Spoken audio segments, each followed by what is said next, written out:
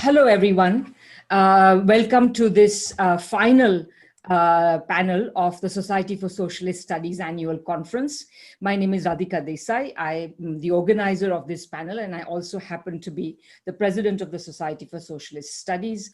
I also teach at the University of Manitoba, where I also direct the Geopolitical Economy Research Group. A word about the Society. The Society is a half-century-old organization of socialists in Canada. We are mostly academics, although we are trying to branch out as well in order to reach out to activist individuals and groups. And obviously, I'm sure most of you will agree, we are now needed more than ever, when at a time when dissatisfaction with the capitalist and imperialist system is rising on so many fronts. And they would include the inequality and discrimination revealed by the pandemic and worsened by the pandemic, not to mention the recent shocking discovery of the graveyard of the unmarked graves of children, of Indigenous children in Canada near residential schools, and more are being discovered every day, or at least being looked for now. And of course, dissatisfaction against the capitalist and imperialist system is also growing on the basis of its productive shortcomings. For example, the inability to produce vaccines. It's growing on climate issues and of course, the rising danger of war. So given all this, please consider joining the Society for Socialist Studies. I will shortly put the link to the membership page in the chat. This year's conference is being held under unusual circumstances, not just related to the pandemic, but also related to the fact that this year the Society for Socialist Studies decided not to meet with the rest of Congress in order to show solidarity with the treatment of the Black Canadian Studies Association. So we are essentially holding our meetings independently of the Federation of Social Sciences and Humanities. The title of today's session is Understanding and Engaging China from the Left. And I'd like to say a few words about the importance of this topic. The left in imperial countries such as ours has always had difficulties engaging with actually existing communist societies. The left was already split in 1917 when the Russian Revolution occurred. And of course, since then, Western Marxism has developed independently and in deep opposition in many ways to actually existing communisms.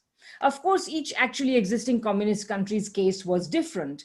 And an important minority on the Western left was in the past, at least, much enamored with Maoism.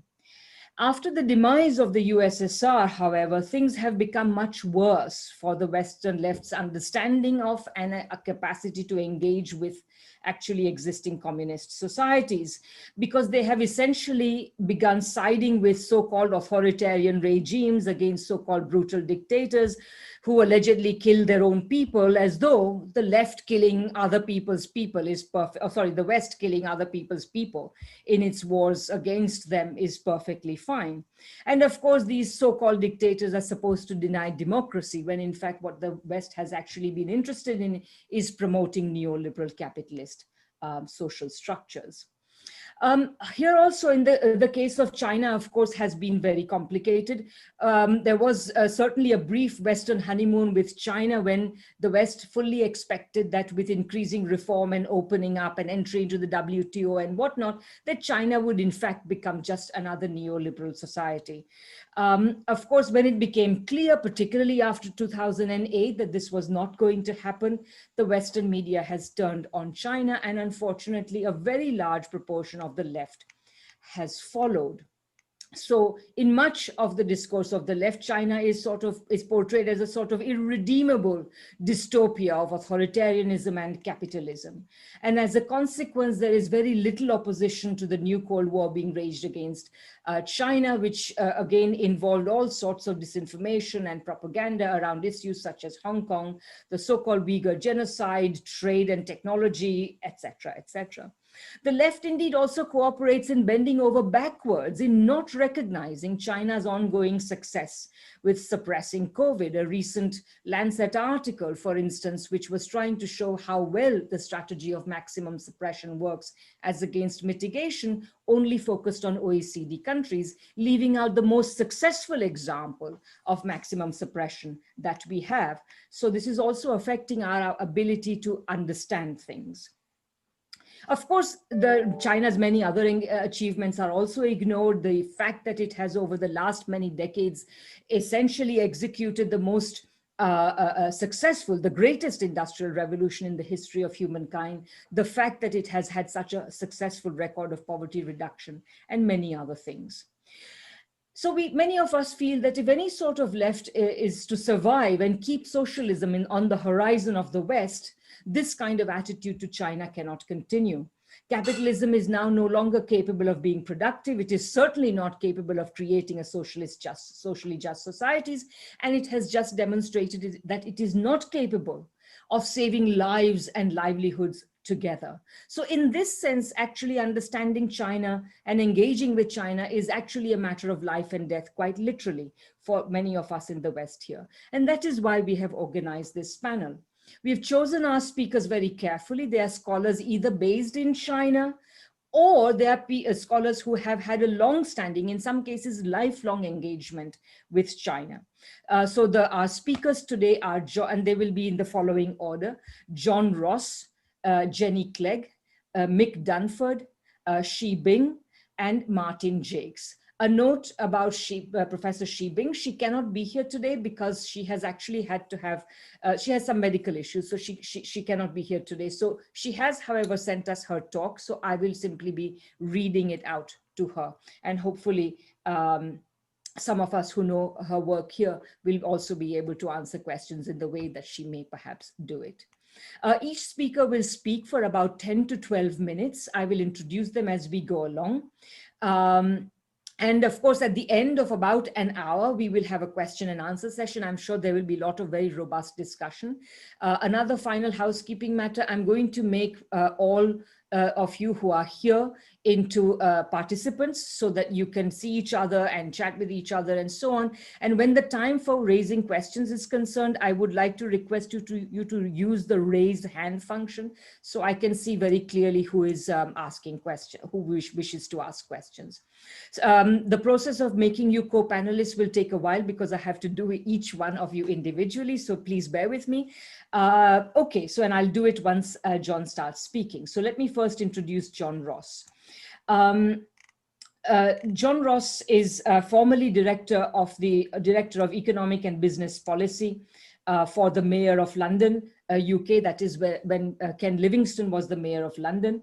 And he is presently Senior Fellow at the Chongyang Institute for Financial Studies at the Renmin University of China. And I should add that John essentially has, over the past years, before COVID anyway, more or less spent many months every year in China. He also teaches at Chinese universities, and much of his writing is translated into Chinese, and I'm told that John's Weibo account is among the most followed. Maybe John can give you the latest figures on that.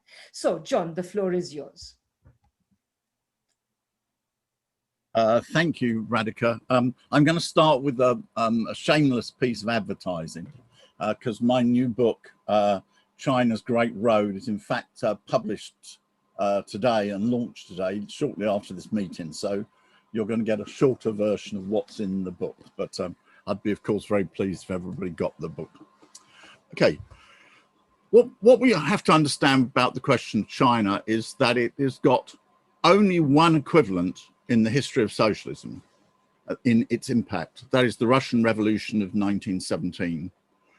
And we have to look at it from the point of what is the aim of socialism. The aim of socialism is very simple. It is to improve the life of humanity. And it analyzes the ways in which this can be done. And this is in real terms. We could say that from 1917 until 1991, we lived in the era which could be described as the Soviet period of the development of socialism. I do not mean by that, obviously, that there were not enormously vital struggles and gigantic struggles which took place in the world: the Chinese Revolution itself, the Vietnamese Revolution, the Cuban Revolution, and many others. But nevertheless, so enormous was the impact of the Russian Revolution that every socialist on the planet was forced to define themselves in relationship to what had happened in the Soviet Union and the Russian Revolution. They either defined themselves for, or they defined themselves against. And then we had various amounts of for and so on and so forth. Okay. This came to an end in 1991 with the collapse of the Soviet Union. For reasons I'm going to analyze in a minute, we have now entered into a new period. This is the period of the Chinese development of socialism.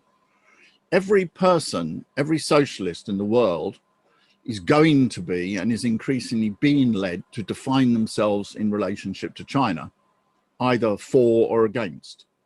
So we should understand that this meeting today is a small part, we hope a creditable part, but nevertheless a small part of an enormous discussion which is taking place on the world scale and which is redefining the left throughout the world. And but by 5 years' time, that realignment of the left will be essentially completed. Just to give you some idea of the scale of what is involved in this. I'm very involved in the launching of the No Cold War campaign, which started off with a handful of people, no resources, and put together some events. I want to give you the scale of impact of these events, not due to our skill, but simply due to choosing the right subject. Right. The launch event of No Cold War was watched, or the report on it to be precise, was watched on Chinese media, internet media, by more than 100 million people. It is certainly the biggest event by far of which I've ever spoken in my life, and I'm pretty sure, confident that for all the other participants it was as well. I've been recently doing lectures for Tricontinental. These have been done in, listened to in 50 countries. Just a few weeks ago, there was an event in Brazil. This event, which was against the Cold War, was spoken to by Dilma Rousseff, former president of the country, Celso Amorim, who's the former foreign minister of Brazil, João Pedro Stadilha, who's the leader of the biggest mass movement in Latin America, the MST. These enormous audiences and enormous discussion were not put together, of course, by the brilliance of the speakers. They were put together because of the gigantic impact of China itself. And I just want to give some indication of what this is and why this fact is the biggest single fact, not the only important fact, but the biggest single fact which exists in the world today. Let's just take what is the facts, of course, which the Western media does not want to report about China. China has lifted 853 million people out of poverty by World Bank definition. This is 3 out of every 4 people in the world. This by itself is the biggest contribution to human rights in the entire world, and by itself would show that socialism works. Average household income in China since 1978 has risen by 1,800%. That is 18 times. That is the incredible improvement in the conditions of people. The next country in the world after that is 900%. China has increased household incomes by more than twice as much as any other country in the world. China's 9.2% a year growth rate for 42 years is the most rapid economic growth ever experienced by a country in the whole of human history. Not merely is the economic statistics outstanding, but the social indicators of China are even better. Economists know that the best single indicator of overall social conditions is average life expectancy. This is because it takes all the good factors, good income, good education, good health, good environment, takes away all the negative ones, poverty, bad education, bad health system, etc. On the basis of that, you have, it turns out that 73% of life expectancy is accounted for by per capita GDP. So some countries in the world live less than you would expect. In the United States, you live 2 years less than you would expect. from its per capita GDP. This is showing the very bad social conditions in the United States. In China, you live almost 3 years longer than you would expect from the per capita GDP. This does in one single statistic, all this nonsense about slave labor, environmental degradation, etc. What that number is showing you is that the social indicators of China are even better than its economic indicators. Never in the whole of human history has there been such a scale of the improvement of people in the world. Just to indicate this, the first country that ever experienced rapid economic growth was Britain, was 2% of the world's population. The United States, when it started to experience rapid economic growth after the Civil War, was 3% of the world's population. The Soviet Union, when it began to undertake rapid economic growth after 1929, was 8% of the world's population. This shows why there was the gigantic impact of the Soviet experience, of course. But China in 1978 was 22% of the world's population. That is more than almost 3 times that of any other country which had ever enjoyed such rapid economic growth. The scale of this development is unparalleled in human history. China in 1949 was almost the world's poorest country. According to the statistics of Angus Maddison, who's the world's top expert on long-term economic growth, there were only in 1949, only 10 countries in the world with a lower per capita GDP. In fact, China's per capita GDP was lower than England at the time of Shakespeare. Now, 72 years later, China is on the brink of being a high-income economy by World Bank standards. This will be achieved in either 2022 or 2023. That is, in a single lifetime, China has gone from almost the poorest country in the world to being almost a high-income economy. The next these facts by themselves would establish China as the biggest fact which exists in the world. But what is also shown is that other countries can follow this. Vietnam, for example, although it says it follows a purely Vietnamese model, nevertheless follows essentially close to China. The Laos, also two out of the 5 most rapidly growing economies in the world, together with China. The Latin American countries that came closest to China, for example, Bolivia, it's not exactly the same as China, but has some important common elements, were also experienced such rapid growth. Okay. Second question for the left. Firstly, the first chart to the left is to explain this gigantic scale of fact. This is what socialism is about. Socialism is about improving the lives of people. And this is the most gigantic improvement in the conditions of people which has ever existed in the whole of human history. The second thing for the left is, was this carried out against Marxism or by Marxism? There's a very curious fact. Some people want to say that China is capitalist or something like this. This is supposed to be a left-wing position. Actually, it's an extraordinarily right-wing position. If capitalism were capable of lifting 850 million people out of poverty, if capitalism was capable of generating 9.2% a year growth, then capitalism would remain a deeply progressive system. It's not. I'm not going into all the reasons of that. In my book, I show why what China developed was in line with Marx, more in line with Marx, incidentally, than the Soviet Union after 1929. Final thing, which I want to put in this book is, of course, in the book, and just to explain, is China developed in line with Marx's theories. Go read the Critique of the Gotha program. Go read not what people said Marx said, but what Marx actually wrote. I haven't got time to go into it here. But you can also understand China in terms of Western theories. It takes longer, it's not as clear, and so on and so forth. But you can take it in terms of Keynes and other things. And this is very important because it means that socialists can also create united front politics from the point of the development of China.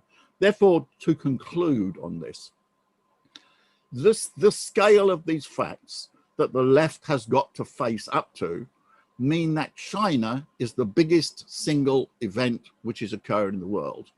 All other progressive struggles in the world, incidentally, will increasingly be led to interact with it. That's why the Brazilian left had a meeting about this, because they understand that for future the left in Brazil is very much tied up with its relationships with China. So this is the decisive thing that the left's got to understand. You have an example of socialism that works, and particularly for the developing countries, 84% of humanity, this is decisive. So thank you very much for listening.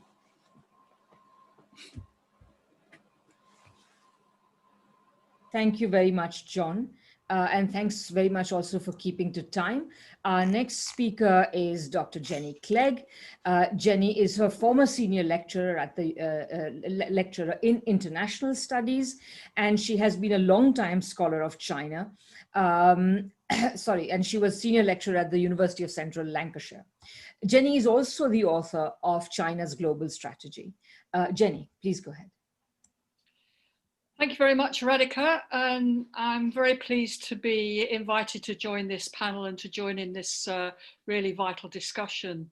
As Radhika said in her introduction, we're facing enormous challenges, the pandemic, the looming climate catastrophe, a fragile world economy, and we desperately need international cooperation. Instead, what we see is a new Cold War division as US-China relations deteriorate into hostility. But just as we face such enormous challenges, we find the internationalist dimension of Western left politics to be weak and lacking in historical depth. And my aim here is to bring China into the picture in terms of a multipolar trend. So the international political order is a contested arena of struggle, an imperialist chain, as Lenin argued. But whilst it is continually contested, partly today it is the outcome of past struggles, and there's a thread of a progressive trend towards multipolarity, from the foundation of the United Nations, which was the outcome of the defeat of fascism, the most aggressive form of imperialism, which itself then released the momentum against colonial rule, and from this the demands for third world development, and then as well as this the anti-war movements and the opposition to nuclear weapons and so on. So it's in this emerging progressive multipolarity that we should situate China's rise. China's role in the defeat of worldwide fascism is scarcely acknowledged in the West. It was the resistance of the nationalist and communist armies together that kept Japanese troops bogged down in China so that the Soviets could concentrate all their forces against the Nazis on the Western Front. This was an 8-year war of resistance that cost China up to 20 million lives, with up to 100 million refugees condemned to aimless migration. And it was because of this contribution that the Allies ended up cancelling the unequal treaty system in 1943. This was the system that had been imposed on China following the Opium Wars.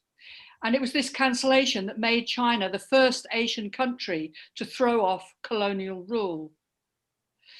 As a recognized Allied power, China then became one of the 4 founding members of the United Nations in 1945. But what happened next really knocked the US back. At the very brink of seizing a position of global hegemony, its imperialist reach was stymied because the Chinese Communist Party seized power from the US-backed nationalists to establish the People's Republic of China in 1949. The US lost China. Cold War division plus hot wars in Korea and Vietnam to contain China followed. Nevertheless, there were certain restraints. For example, Article 9 of the Japanese Constitution, what's known as the Peace Clause, renouncing war as a sovereign right. This prevented that country from rearming as a US ally.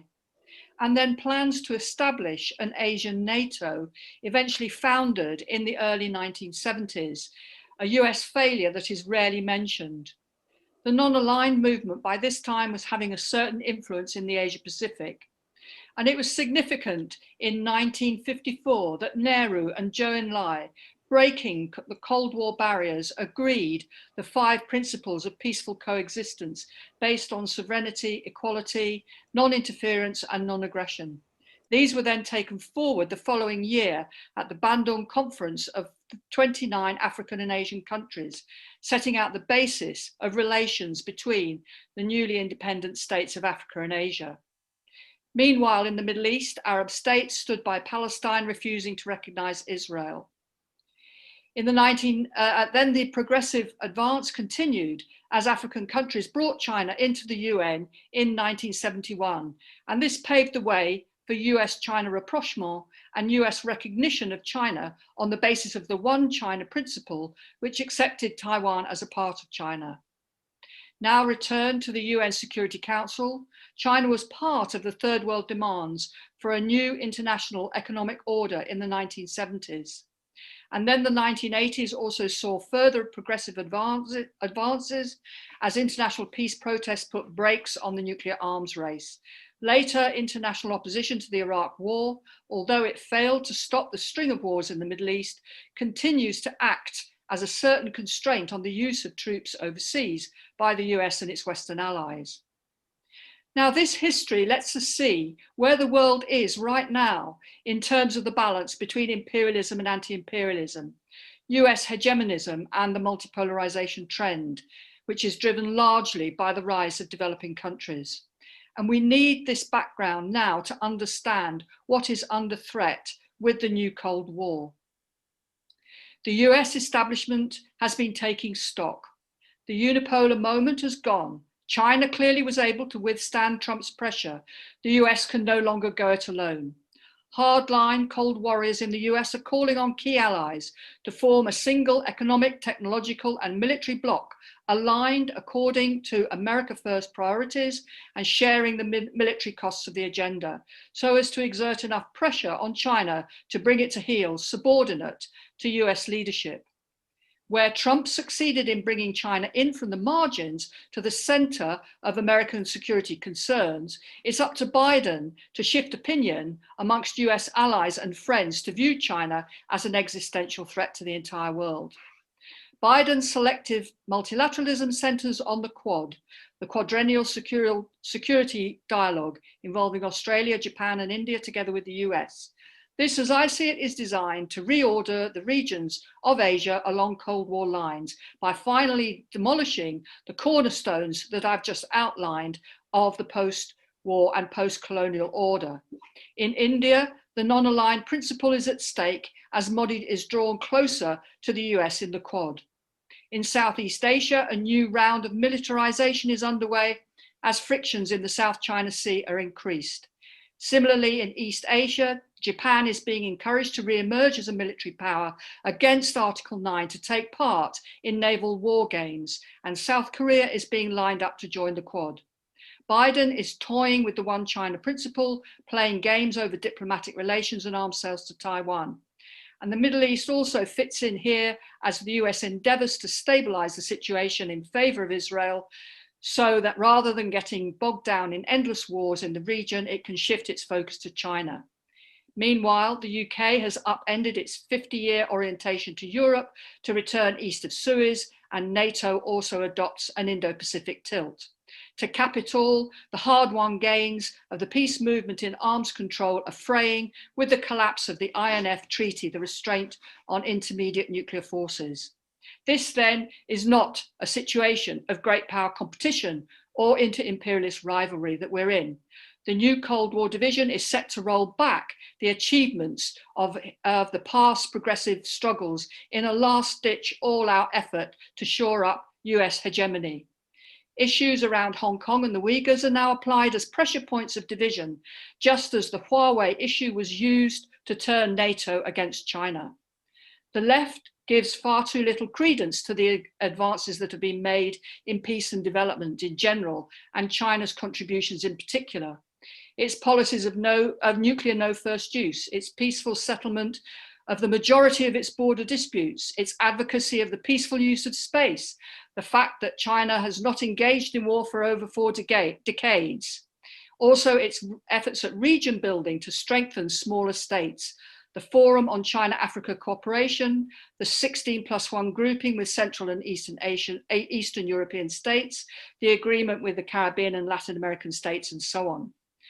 The Western left, because it lacks internationalist and historical depth, tends towards utopianism, mobilizing around activism in the short term, but let down by the lack of a longer term sense of direction. Right now, we have to build unity against this new Cold War and the crazy idea of China as an aggressive expansionist power. With Biden gathering his allies and friends, ultimately, it is the UN order that is at stake. Let me finish by quoting from the statement made by China's Foreign Minister Wang Yi on May the 8th as China took over the UN chair. International rules, he said, must be written by all. They are not a patent or a privilege of a few. They must be applicable to all countries, and there should be no room for any exceptionalism or double standards. This is the fight that the left in the West now has to take up. Thank you. Thank you very much, Jenny, for reminding us of the tough fight of China against imperialism, both in the period leading up to 1949 and since, because it continues, as you rightly remind us, and this reality of imperialism and anti-imperialist resistance is often sanitized by terms like globalization, which give a new name to these realities. Our third speaker is Professor Mick Dunford. Mick is Professor Emeritus at Sussex University, the Department of Geography. He's also a fellow of the Chinese Academy of Social Sciences in Beijing and editor of the journal Area Development and Policy. Mick, please go ahead.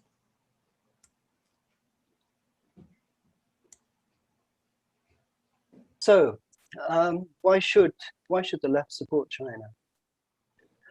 The first reason is that the rise of China is a continuation of a struggle against colonialism and imperialism.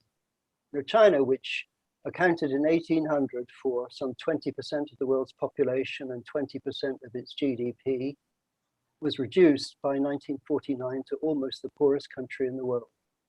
Since 1949, it has risen, and it today has the second largest economy in the world and has lifted every single one of its people out of extreme poverty. The US response to the rise of China is to seek to prevent China's continuing economic growth, as if it has the right to deny people the right to development. It seeks to contain China by disrupting its international economic, political, and cultural relationships. And it also seeks ultimately to remove the CPC from power in China. A CPC, which according to recent Harvard polls, has the support of 98% of its people, a degree of support that is absolutely unparalleled in the world, as far as we can tell. In 1999, China started to go out. In 2013, it established the Belt and Road Initiative. It significantly increased its international development assistance.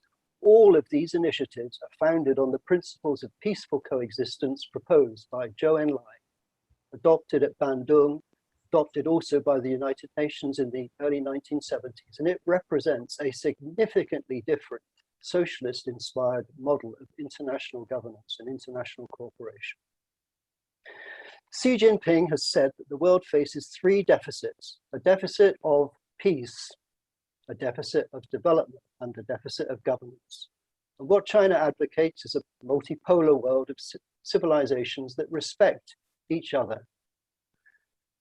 Although it predates the unipolar moment, the US advocates a rules-based order, which is not the rule of international law as established by the United Nations, but a series of rules determined by a small number of capitalist countries. What this order has delivered is almost continuous war, the destruction of whole countries, the generation of massive migration flows. One should never forget the tragedies of Iraq, Libya, the former Yugoslavia, Syria, Yemen. The Western world claims that it stands for freedom, democracy, and human rights. Many, many rights are enshrined in the Universal Declaration of Human Rights, the International Covenant on Economic, Social, and Cultural Rights, and the International Covenant on Civil and Political Rights. Of these rights, the most fundamental is the right to life, which depends upon food, clothing, shelter, and an absence of war. And yet NATO has trampled on this right in blatant and illegal ways. While the global south, other than China, since the 1980s, has hardly made any relative economic and social progress, excluding China.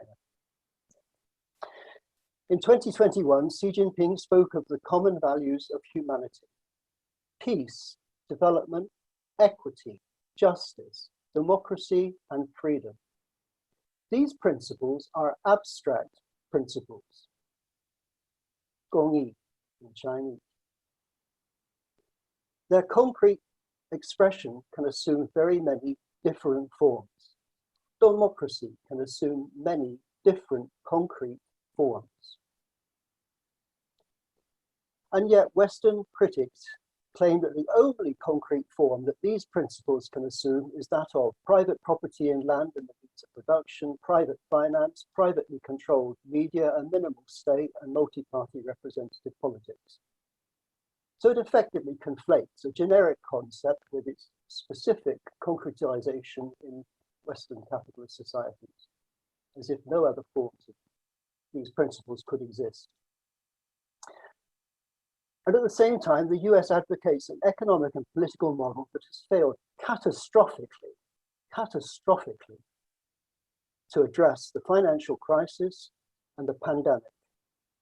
And it has seen an extraordinary decline in collective ethos and social solidarity. Now, the right to life trumps all other values. And that is something that globally Western values have failed to deliver.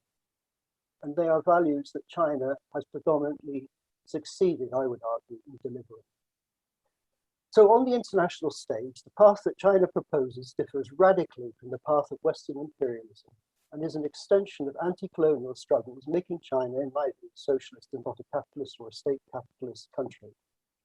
To prevent the repetition of these tragedies, the left must support the attempt to construct a new multipolar world order centered on the principles of equality, non-interference in the internal affairs of other countries, mutual respect, mutual benefit, and cooperation to confront global challenges. The second main point I want to make is that China has embarked on a path of transition from to socialism and eventually to communism. But it started as almost the poorest country in the world.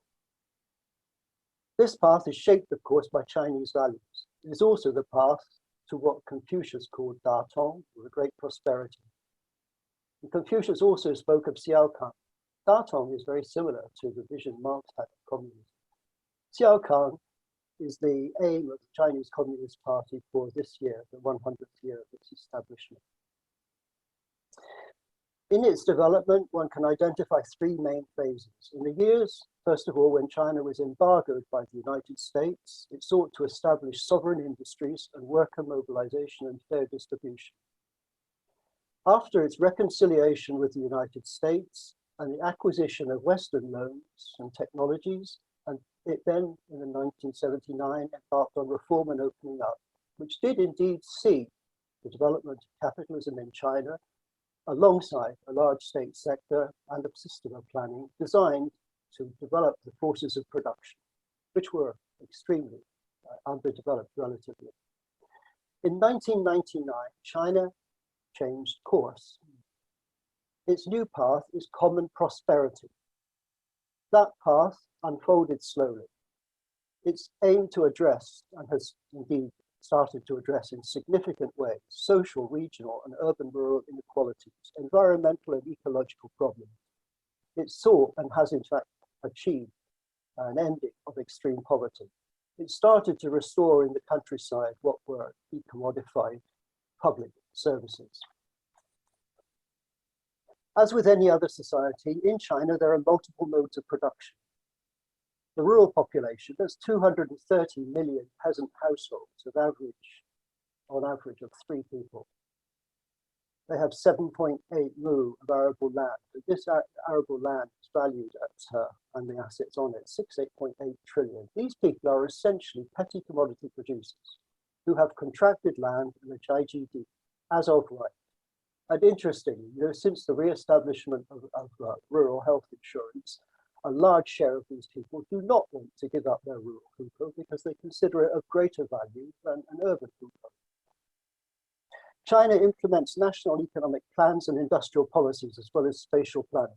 At present, its goal is the establishment of an innovation-driven development model, which which involves the establishment of strategic emerging industries, new growth drivers, Made in China 2025, Internet Plus, military civilian fusion, a 3-year artificial intelligence action plan, China Standards 2035, dual standard, dual circulation, and the establishment of 11.4 trillion as industrial guidance funds. China has adopted a new system of territorial space planning connected with new urbanization, growth clusters in the Greater Bay Area, Yangtze River Basin, and Jing-Jin-Ji. Social welfare, education, rural health, insurance, Hupo reform. Smart cities and high-density, energy-efficient housing, solar technology, ecological civilization, ecological industries, environmental protection, and in 2017, rural vitalization. Green Mountain is a gold mountain, Clean River is a silver river, and a regeneration of communal and collective civilization. China has a large SOE sector and has ruled out further privatization, and indeed it makes acquisitions. SOEs account for some 35% of investment. They occupy the commanding heights of the economy, they create economy-wide externalities, they invest in essential capital-intensive industries, they adopt the high road to employment, they absorb labor to maintain social stability, they undertake counter-cyclical investments, and they serve to limit foreign control. So since 1998, China's invested 8.9 trillion to rebalance the regional gap. It's from 2003 to 13, 10 trillion for rural-urban gap rebalance, with the provision of fundamental infrastructure into every administrative village. And okay, and it's put, 2 trillion into earthquake reconstruction and 7 trillion into poverty alleviation. So these programs are led by the state budget and often with SOEs playing a significant role. These goals differ profoundly from the goals of Western capitalist governments. The last point, just very briefly, the third point. The difference, an important difference lies elsewhere. The Western societies claim to guarantee certain civil rights and political liberties. They restrict state power and they involve political competition. But they're also characterized by an extraordinary concentration of private wealth, income from ownership, and economic power. An inevitable consequence is an extreme political inequality and a ruling capitalist class and financial elite that enjoys extraordinary preponderance in the determination of state policies and actions. In China, the owning class is not the ruling class. Instead, it is the CPC and its system of consultative democracy. Capital, public and private, is required to serve long-term national interests and provide use values. In this sense, China can be construed as on a path to socialism, a path Western capitalism seems determined to stop, which therefore suggests that the Western left should support China. Thank you very much, Mick. That's great. And just as you were sort of citing all the facts and figures, I was remembering that in 1949, in the late 40s, when India became independent and China made its revolution, India's per capita income was actually higher than that of China. So we can see what a long way we've come. And I always say to my students, if you want to compare China to any country, don't compare it to the US, compare it to India, and you will see what the revolution has meant in China. Okay, now it's the turn of Professor Shi Bing, but as I've mentioned earlier, she cannot be here, but I will introduce her and then I will read the talk that she has sent. So Professor Bing is at the School of Marxism of Beijing Sports University, and she is also at the Chinese Studies Research Center, Institute of Political Sciences of the Chinese Academy of Social Sciences. So here is her talk. She addresses all her co-panelists and the audience. Good afternoon. Thank you for the invitation. It's my pleasure to be invited.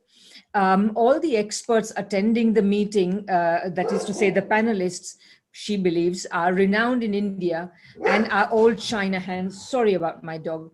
Also, I have read Mr. Jacques' When China Ruled the World and Professor Clegg's books, China's Global Strategy, and often see Mr. Ross's names and views in the Chinese media. I have attended academic conferences with Professors Desai and Dunford as well. But it's unfortunate that I've been so ill recently and need an operation, so I can't attend the conference. I must offer you my sincerest apologies. I will entrust Professor Dunford to represent my point of view. I've been thinking about what to say in 10 minutes. The topic of my speech is several issues on the clarification of the Chinese model. I'd like to focus on 3 issues. First, whether there is a Chinese model. Second, the official understanding of the Chinese model. And third, the influence of the Chinese model on the world.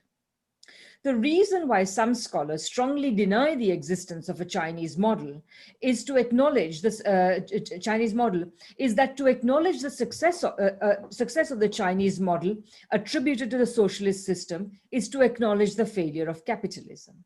As Chairman Mao once said, the long-term contest between capitalism and socialism, between 2 systems, and between 2 world outlooks has not yet been decided.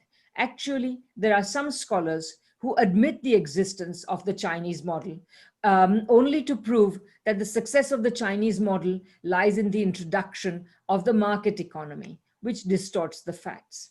The Chinese government has always believed that only socialism will solve China's problems. Not only can it put an end to the split situation before the founding of the People's Republic of China, but lead the Chinese people to achieve common prosperity. But we can never solve the problem of polarization, let alone common prosperity, relying on the capitalist system. Deng Xiaoping emphasized this point when he proposed socialism with Chinese characteristics. It can be found in Xi Jinping's speeches. What socialism with Chinese characteristics, entering a new era, means, as mentioned at the 19th Congress of the CPC, is that it will be an era for the Chinese people of all ethnic groups to work together and work hard to create a better life for themselves and ultimately achieve common prosperity for everyone. Xi Jinping's speech this year repeated the proposition of the Chinese modernization that put forward by Deng Xiaoping for the first time. This proposition is also an important basis for Professor Zhang Weiwei, a Chinese scholar, to support the Chinese model. Now, Xi Jinping restated Chinese modernization and put forward the 5 characteristics of China's modernization. Is the modernization of a large population, a modernization of common prosperity for all people, a coordinated modernization of material and spiritual civilization, a harmonious existence of humans and nature, and a modernization of peaceful development. Achieving common prosperity is the integral component of socialism with Chinese characteristics. This involves the second issue. What is the relationship between socialism with Chinese characteristics and the Chinese model? In fact, the Chinese model is socialism with Chinese characteristics according to official Chinese statements. For the Chinese government prefers the reference to China's path. Xi Jinping once mentioned this point in 2013. However, the Chinese model has different connotations in different contexts. It contains 2 main meanings. First, the development mode of Chinese modernization is in line with the spirit of Deng Xiaoping's speech. Second, the Chinese governance model. Governance model, because the important discourse innovation of Chinese politics in the 21st century is the modernization of the national governance system and capacity. Chinese governance model as one-party-centered governance model is indeed different from that of the West. Trump once branded China as state capitalism, but this was his excuse for launching a trade war. The Communist Party of China has long been wary of state capitalism. The terms marketization and internationalization are no longer used in the report of the 18th Congress of the CPC, which also aims to show that China is neither engaged in capitalism with Chinese characteristics or a pure free market economy. It can be seen from 2 cases that the Chinese model is not state capitalism. First, the implementation of China's anti-monopoly law, especially the punishment of Alibaba by the General Administration of Market Supervision. This has attracted a lot of attention in China recently. This also proves to the world that the Chinese government does not want to keep foreign enterprises out of the country, but treat Chinese enterprises equally.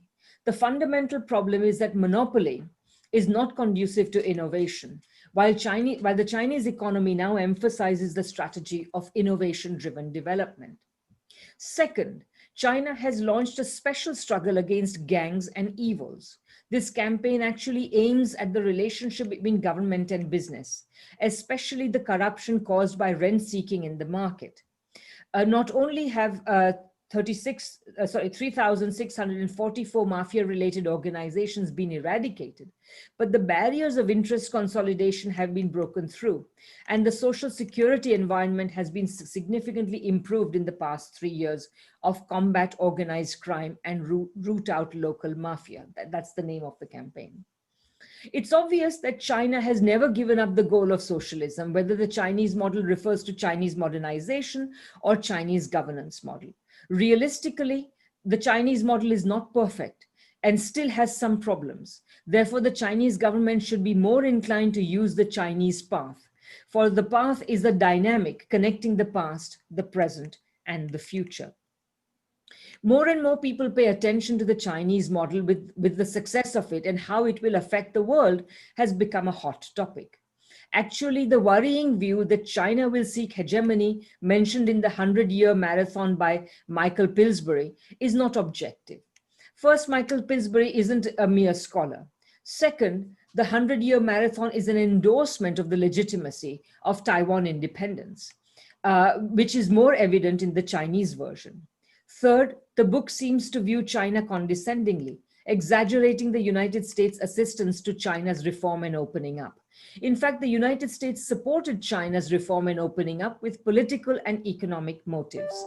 The US, who has made a lot of money from China, hoped that China will open the door to capitalism politically and wanted to make money from China economically.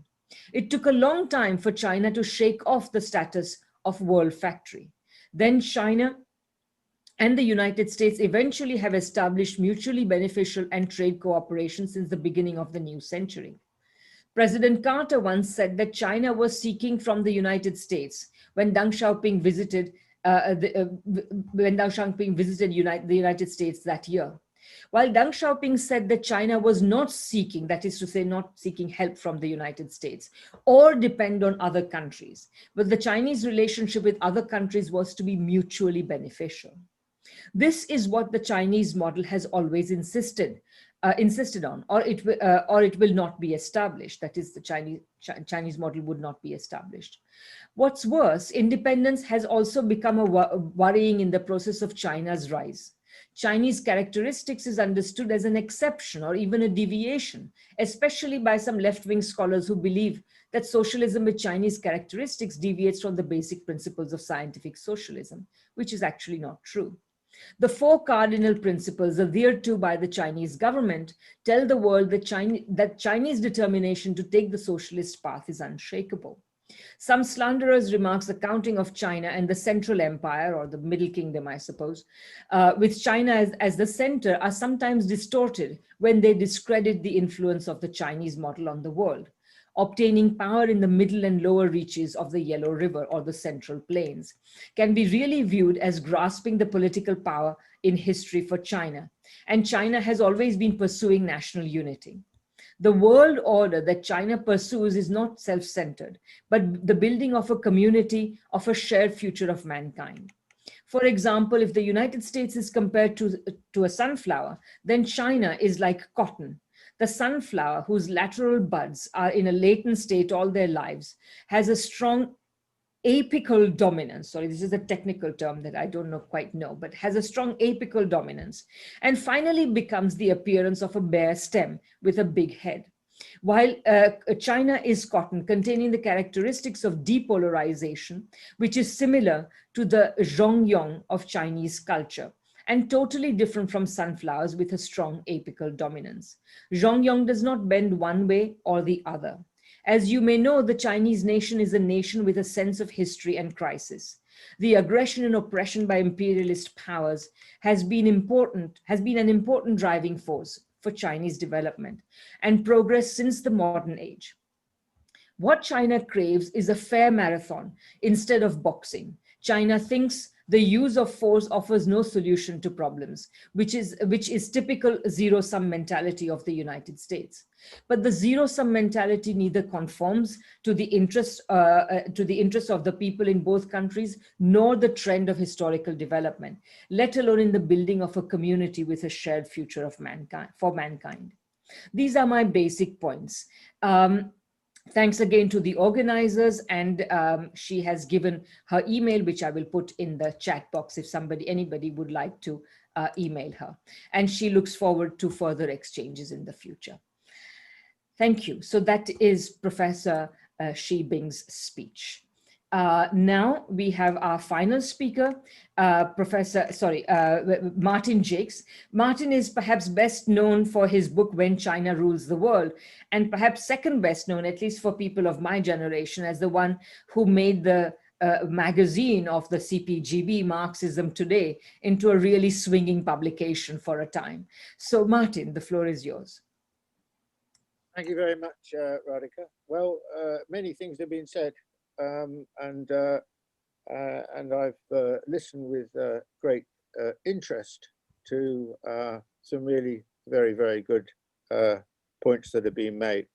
I want to concentrate my remarks on the Western left and trying to understand its attitude towards China and what has gone really very seriously wrong in relationship to it. I mean, the attitude is marked by a lack of curiosity, a lack of knowledge, and a lack of positivity. I can take my own country, but it's only one example of many. What's striking is that the position of the sort of traditional left, for example, the Labour Party, on China is indistinguishable from a spectrum of right-wing thinking. In fact, in some cases, it's actually worse. It's more negative. And if you look across Europe, then social democratic parties, and indeed the Greens, are often worse on China than, for example, the outstanding example being Angela Merkel and the Christian Democrats. And this is reflected also in, say, my own country with the position of the Guardian newspaper, which many of you will be familiar with, but its position on China has been terrible. There's not really much to be said for it ever since the Trumpian turn in international affairs from 2016. Of course, there are small sections of the left that have a more positive attitude, and there are also left-wing figures that have a positive attitude, but I don't think I'm being unduly pessimistic or negative in the picture that I have painted. Now, the extraordinary thing is measuring that against China and the impact of China, which many of the speakers have spoken about very eloquently, including John, of course. I mean, here we have a huge developing country transforming itself with remarkable speed, a revolution in living standards of the whole population, and a model of economic development that in a most interesting way, a novel way, places the state as at the heart of the matter. So how are we going to explain this antediluvian position of so many on the left? Well, I'm going to make 5 points in this context. No doubt there are plenty of others that could be made as well. My first point is that the left is profoundly Western-centric in its thinking. Its reference points, its knowledge, its way of seeing the world is essentially through a Western prism with Western norms regarded as superior. And fundamentally, I think, it regards China as the other. Secondly, I mean, the legacy of the Cold War remains deep. And I think that what we've seen over the last several years is the way in which those traditions and attitudes have been exhumed by the situation and the hostility that's developed between, by the Americans in particular, towards China. But you get this kind of reductionism. For example, historical reductionism, where really the CPC is seen as synonymous with the CPSU. There's really no difference. The CPSU failed, so the CPC failed. There's no fundamental difference in their ideology, their forms of organization, and so on. I mean, this is just rank ignorance of the first order. But it passes for, I think, a sort of attitude that is very widespread across the political sections of the population, and certainly including the left. Or, for example, that China is seen as more or less synonymous with the Soviet Union and will end up in the same position. I mean, this is what I think. What is interesting is the extent to which this kind of thinking has gained ground, not just on the left, but certainly on the left, but across Western societies over the last 4 or 5 years. Thirdly, it's impossible, and maybe this point hasn't been made enough so far, it's impossible to make sense of China unless you recognize how fundamentally different it is from Western societies. I mean, it's much more different than, for example, the Soviet Union stroke Russia was, which of course is very distinctive, but historically had always looked in large measure to the West, including in the 19th and 20th centuries. Now, the point is that it's impossible to understand China in these terms. In fact, China is, of all countries in the world, all cultures in the world, is most distinctive from that of the West. And one of the fundamental reasons for this is basically it was never colonized in the manner of India or the manner of Africa. So China there remains an extraordinary continuity about China. In fact, there's an interesting point in, I think it's Fukuyama's Political Order. The historical section on China are quite interesting in that book. And one of the points he makes is that there's no other country in the world that displays the same continuity of governance as China.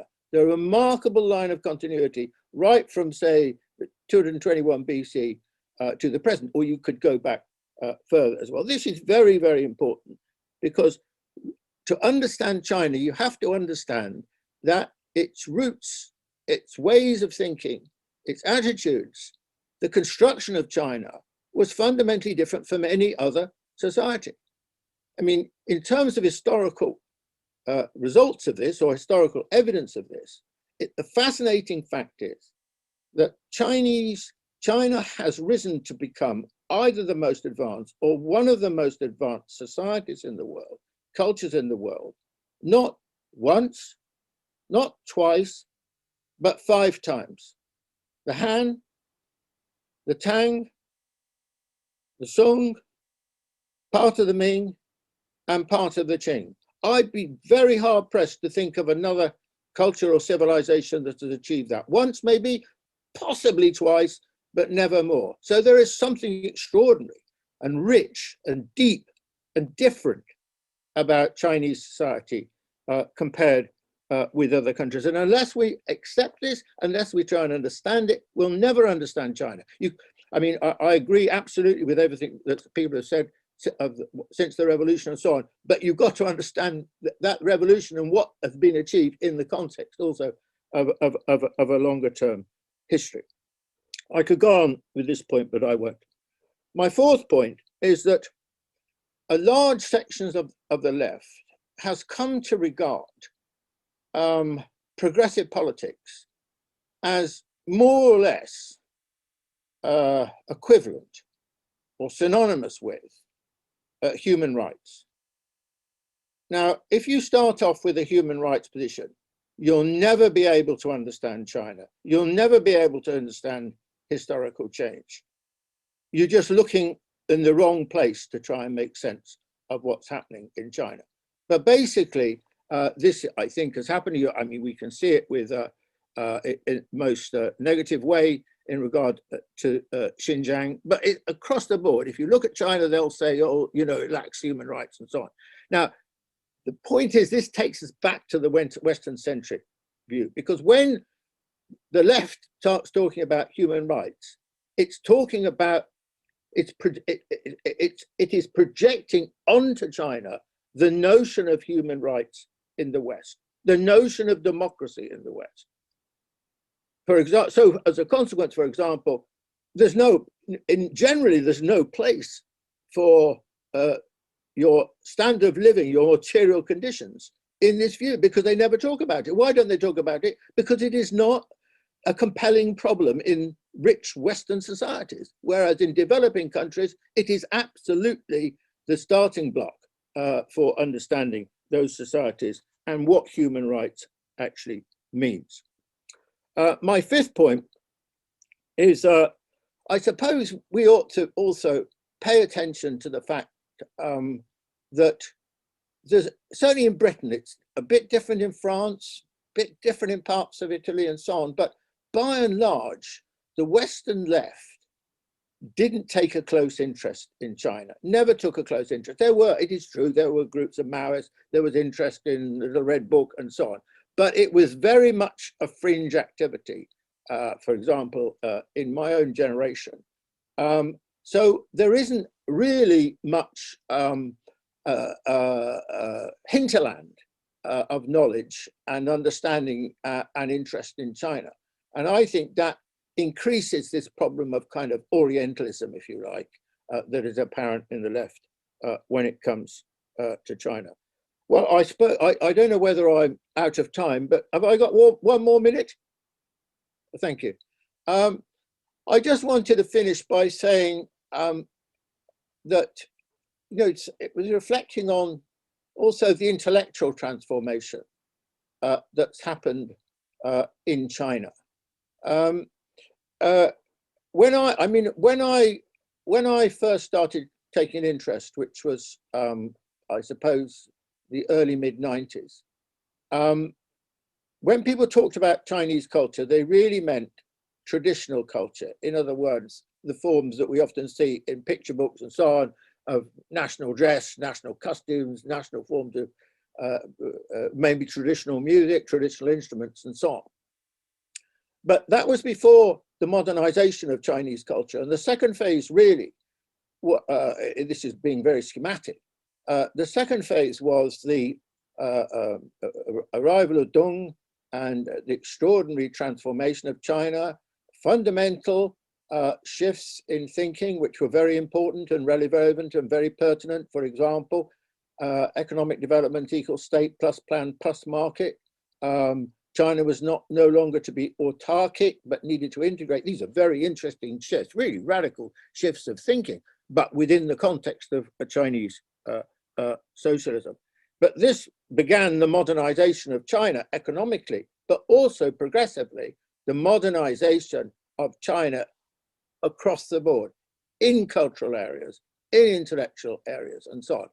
And the enormous energy that one sees in the economy is also taking place intellectually. I'm not just talking about academia, but amongst the people in all their various walks of life.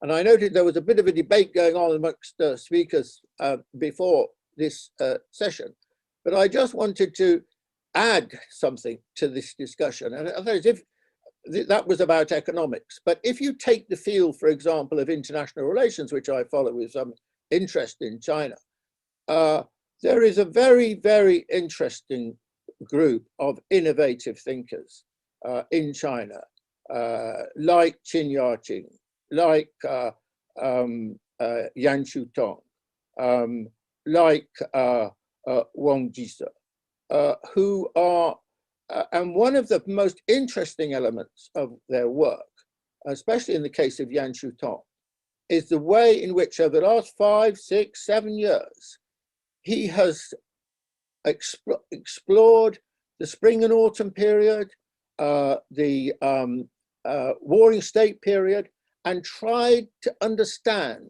what the ways in which the ways in which early Chinese statehood understood these kinds of questions. It's very interesting. And as we see China emerge more and more as one of the leading powers, the leading power in my view to be, then we will see also the impact of a very new ways of things, which draws heavily not just on the present, but also on history. Thank you very much, Radhika. Thank you so much, Martin. It's been an absolutely fascinating set of talks, and I'm sure there are lots of questions. If you want to ask questions, please use the raise hand function, which you'll find at the bottom of your Zoom screen. And while we're waiting for questions, I just wanted to thank Martin for making a number of points that I think are very important. Just by emphasizing how important it was that China was not colonized, I think he's also sort of allowing us to appreciate the extent of the harm colonialism did. I often reflect on them being as someone of Indian origin who knows China a little bit, that this has made a huge difference. This is not, and I rarely make that point for fear of being taken for making excuses for the mess India is in today. But I think it is an important point, and it's certainly in the positive sense that Martin meant it, it's also very important. And of course, the point about human rights. I mean, I think we tend to forget that human rights are the crumbs from the capitalist table that we are given in return for being proletarianized. So that is to say, separated from the means of our livelihood. Okay, questions are open. And of course, the speakers are also free to ask questions of each other. So I have John, please go ahead. John Riddell? Yes, we can hear you, yeah. Okay. Now, there was mention in these very, very valuable presentations of the fact that China recently carried out a campaign in which it dissolved and dispersed 3,000 mafia-type organizations within the country, which is not at all surprising or alarming. It's simply a phenomenon of the private sector of the economy coming into conflict with the elements that are driving in the direction towards planning and socialism. Now, the question then would be how this inevitable contradiction, how would it be overcome? And I'd just like to point out that I think that question was addressed by Professor Chang-Min Fu in his very instructive presentation a few weeks back. But I'm wondering if any of the speakers today might wish to comment on that. Thank you.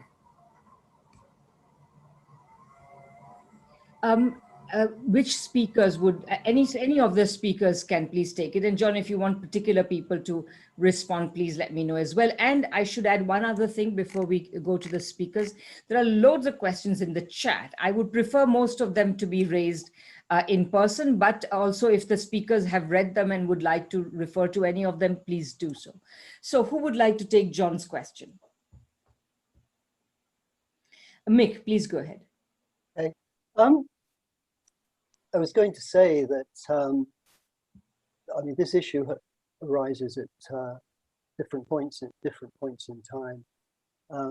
In the early part of this new millennium, it was an issue for example, in the city of Chongqing. I mean, Chongqing faced enormous difficulties, in part because it had to rehouse 1.2 million people who were displaced by the Three Gorges Reservoir.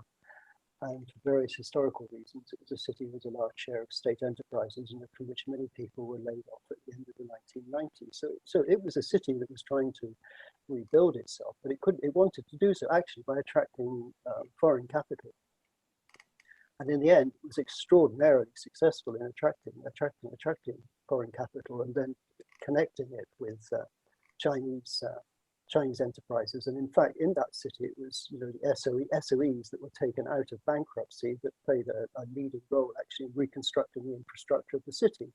But no one would invest in that city in a situation in which it was characterized by serious problems of criminality. So at that stage too, there was a very, very strong anti-crime scheme. And in fact, if you go back in the history of Hong Kong, Hong Kong also, that issue actually had to be dealt with. Okay, thanks, Mick.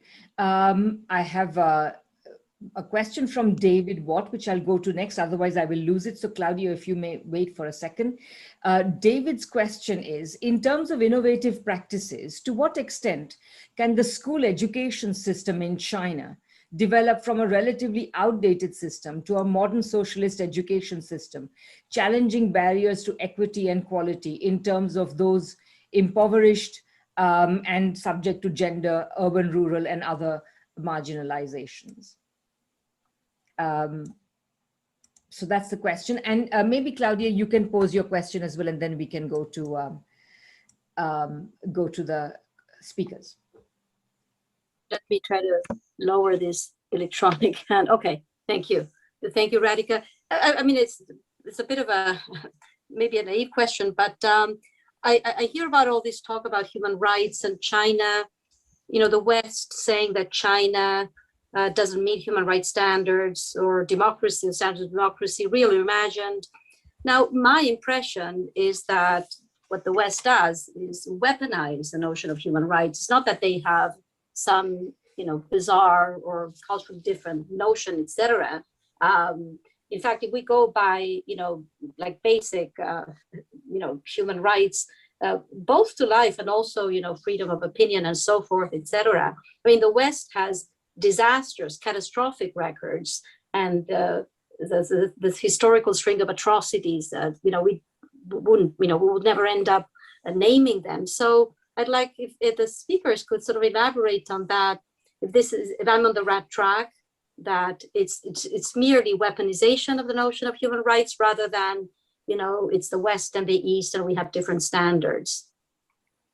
I don't know if that makes sense, but anyway, if you could elaborate on that, everyone, and thank you for the presentations. They were very compelling and very informative. Thank you. Martin, please go ahead. And then John. On your last point, Claudia, I mean, I think that actually both are true. These issues are weaponized, and in the Western governing circles, there's a lot of experience of doing this over a long historical period, and we can see it being played out very much over the last several years in relationship to China. But it's also true that there are big cultural differences. Okay. Elide these. I mean, why did China do so well and in the pandemic? And not only China, but other East Asian countries did well, including Taiwan and South Korea and Vietnam. Japan doesn't seem to have done quite as well, surprisingly, but you've got 4 countries. Now, it's not an accident that all of these countries, and maybe halfway Japan as well, were part of the Confucian tradition over many, many centuries. And so attitudes towards governance, attitudes towards the relationship between state and society, the expectation of government, the respect for government, the sense of social solidarity is quite different from in Western societies. I mean, you've seen tremendous difficulty in the West in relationship to achieving effective measures against the pandemic, bar the vaccine. I mean, basically all Western societies, bar New Zealand, and maybe latterly Australia to some extent, failed in relationship to this. And I think one of the fundamental reasons for this was the social mentality. It was very, very difficult. I mean, it's poor governance, poor relationship between government and people, and amongst the people, a lack of social solidarity and so on. I mean, just one small example of this. My son was in Korea for 3 months between, when was it? He went in, so it was September, October, November. And honestly, there was very little infection in South Korea. But he said to me that he never saw a single person outside not wearing a mask. I bet there's not one single Western society you can say that of. So I think these things are important. You know, if you understand why China's been so powerful, you know, it is these deep roots of China and its culture. And if you know, the skill of government is to draw on the positive aspects of a history and a culture as well, and combining it with the present. And that is, I think, what China's managing to do. I had John and then Jenny. Yeah, I would take perhaps a slightly different angle to other people. I'm very much in favour of human rights, and I'm perfectly prepared to take the framework of human rights, but it's got to be real human rights. And I think you can see this very clearly if you go back actually to the origins of Marxism. Marx made the transition from being a Democrat to a socialist because, and he did this very specifically, for example, in a famous essay on the Jewish question, on which he analysed the so-called emancipation of the Jews in Germany, by which he meant that the legal restrictions upon Jews were lifted. But he said in the real society, the restrictions against the Jews were not lifted. In the real society, the discrimination against the Jewish people continued. And therefore, he made the distinction between purely formal rights, imaginary equality, as he puts it, and the real position of human beings. And this is the difference. The Western concept of human rights is exactly based on the imaginary equality, as Marx put it, of people. Exactly what he analysed in the Jewish question and other essays. And this is why Marx ceased to be a Democrat. He remained a Democrat. But where he made the transition from being a radical Democrat to being a socialist, because he saw it was necessary to remove the real inequalities which existed within society. And this is the situation. If you look at what is the situation in human rights between India and China, and Radhika is totally correct. This is the relevant comparison, because India was actually a more developed society or higher per capita GDP than China. Let's take, for example, the position of life expectancy. Life expectancy in China is now about 7 years longer than it is in India. And as I said, average life expectancy is the best single indicator of overall conditions. Take the position of a Chinese woman. The majority of university students in China are women. Perhaps even more astonishingly is that the majority of postgraduate students in China is women. I mean, either is a great achievement, but even I was slightly struck by the second of these, right? Okay, this is twice the participation rate of a woman in India in higher education, right? The risk of mortality and death is several times higher in India than it is in China. So look at from the perspective of the real life chances of an Indian woman compared to the real life chances of a Chinese woman. And the real human rights of the Chinese woman are far greater. But against this, the West introduces a purely formal, abstract definition of human rights, whether you can use Facebook, parliamentary form of democracy, etc.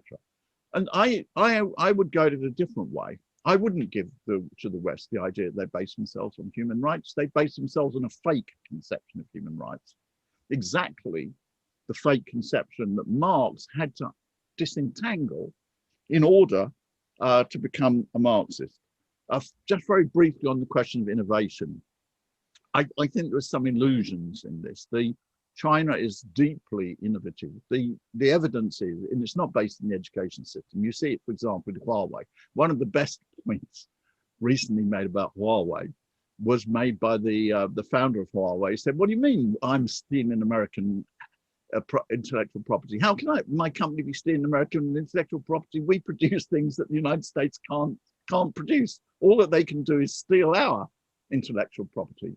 And that's based on enormous investment and capital investment in education, and so on and so forth. It's very funny. There was a book written, I think about 15 or 20 years ago, I can't remember exactly long, by Will Hutton, who stood on all this human rights stuff. He said, look, China, he said, just remember, there is not a single Chinese brand that you know. He said you have to have Western type liberal education before you can produce world brands. Okay, now the world is consumed by denunciations of Huawei, banning of TikTok, and other, Alibaba becoming the largest company in the world. What an arrogant person. China was just an arrogant Westerner who thought that the ignorant Chinese people, they can't produce a world brand. Who's got the last laugh on that particular piece of arrogance? Great. Jenny, please. Yeah, I've been trying to keep up with the chat, but there's some very lengthy contributions. There's just a couple that I want to say something about. There was one that was talking about that China was capitalist but was independent.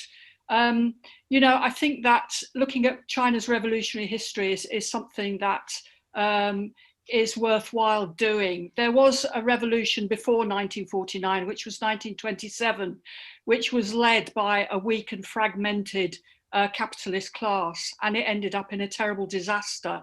And it was after learning the lessons from that disaster that the Chinese Communist Party came to realize that it was a communist party that had to lead the revolution and understand, only using Marxism could they understand the behaviors of the different classes. So I just wanted to say that, because the capitalist class in China has never been a class for itself. It's never been able to express itself politically. It has been weak and dependent. The other thing that I wanted to say was about, someone's raised the question about the self-organization of the working class. And again, I think we've got to think about things here, because I mean, back in 1927, there was a view that when the Chinese Communist Party retreated to the mountains, it lost touch with the working class, and things were never the same again. You know, the size of the working class at that time was a tiny fraction. To think that the working class could have expressed itself as a national political force is unrealistic. Even when we look at the situation in 1980, when the reforms started, the working class in China was very, very small. Now, what's happened in the last 40 years is that the working class, I don't know exactly what it was, about 20% was urbanized in 1980.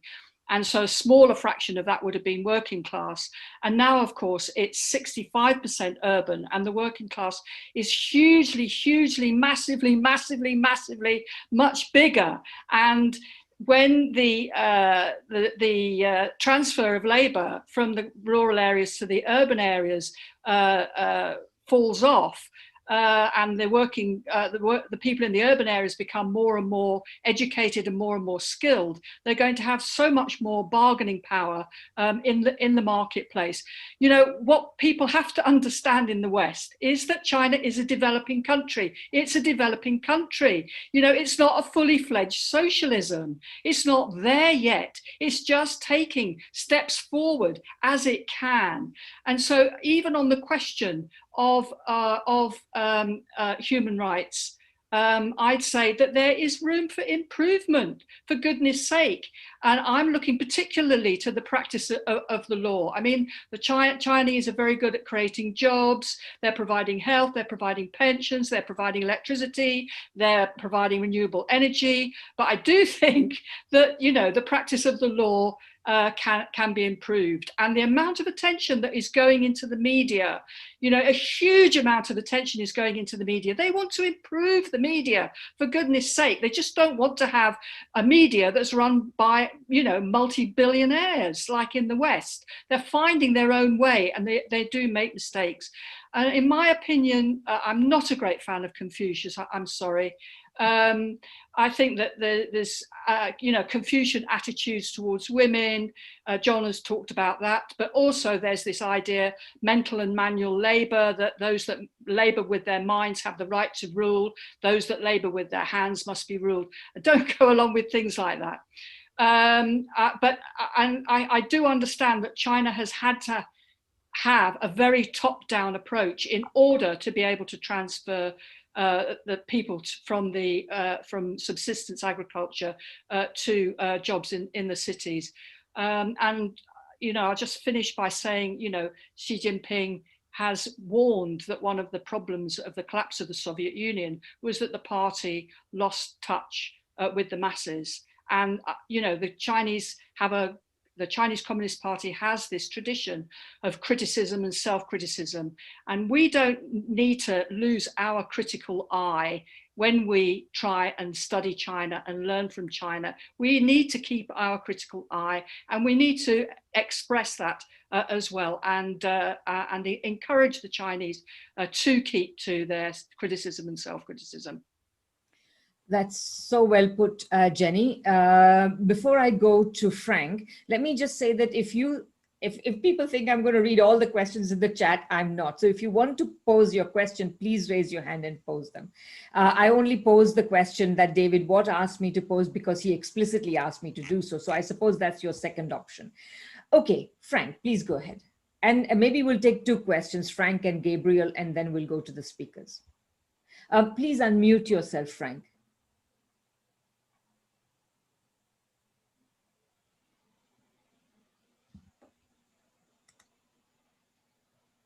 Okay, I'd like to hear the panelists, or at least some of them, respond to the chat intervention of Bob Ware.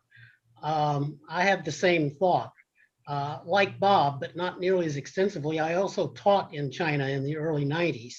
And I found the Chinese students included a lot who were not in the slightest pro-Western or anti-socialist, who nonetheless had sometimes quite profound criticisms of the regime, socially and politically. And were they just misled, bewitched by Western propaganda, or what? I did not have that impression. Bob puts it much more concretely than in his chat box than I do. Do you want to at least read it out, Frank, what Bob says? The Western world should engage the Chinese left, which has its own problems with the contradictions in China.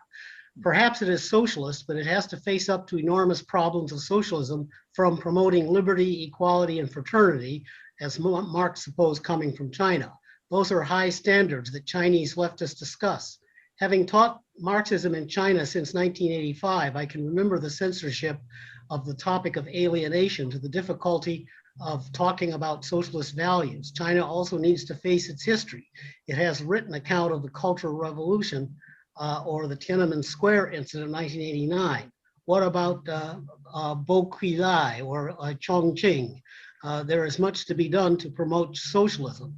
Of course, there is more to be done in the West, that's for sure. And of course, there are serious international problems that until something of the left of the West and China should confront. Serious problems of the left need to be engaged internationally. Thanks, Frank. So who would like to respond to that? John, please go ahead. Well, yes, as I spend most of my time writing in China, not writing in the West. And just to indicate that, not to give boast or anything, but I've got more than 1 million followers on Weibo in China. And the articles that I wrote, for example, on Guangzhou last year got more than 4 million hits. So therefore, this is not a peripheral type of intervention in this situation. I will say unequivocally, the most important left-wing website in the entire world is guangzhou.cn, which I will put on I'll put it into the chat right? Okay. This has 17 million followers on Weibo, or the Chinese equivalent of Twitter.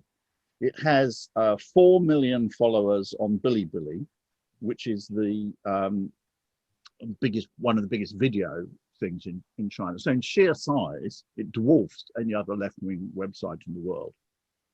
But I would also say it's the most important from the point of political discussion. And the depth of discussion amongst the left in China is much, much deeper than the discussion in the West. The West is trivial in comparison. I don't want to sound that, but it's the only words that I can use to describe the situation.